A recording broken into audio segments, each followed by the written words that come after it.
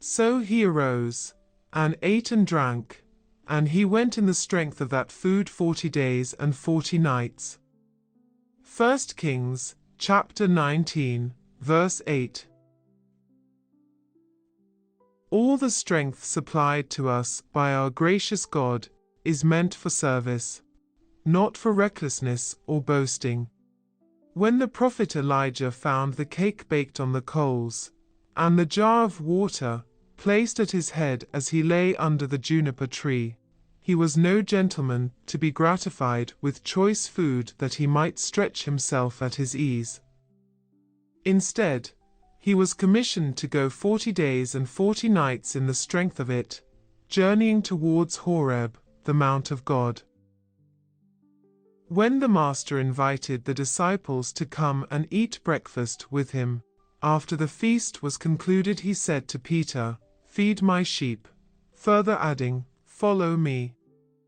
It is the same for us in this way.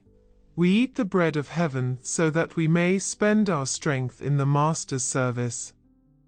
We come to the Passover and eat of the Paschal lamb with loins girt and staff in hand, so as to start off at once when we have satisfied our hunger.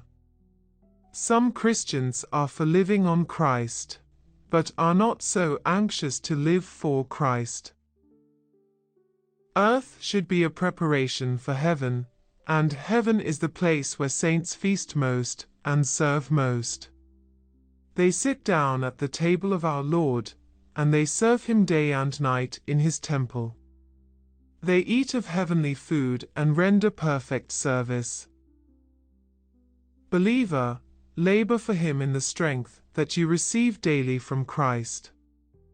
Some of us have yet to learn much concerning the purpose of our Lord in giving us his grace.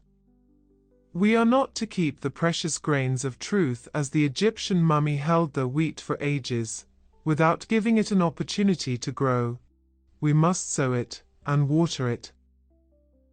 Why does the Lord send down the rain upon the thirsty earth and give the warm sunshine?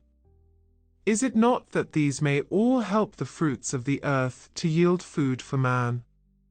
Even so, the Lord feeds and refreshes our souls, so that we may afterwards use our renewed strength in the promotion of his glory.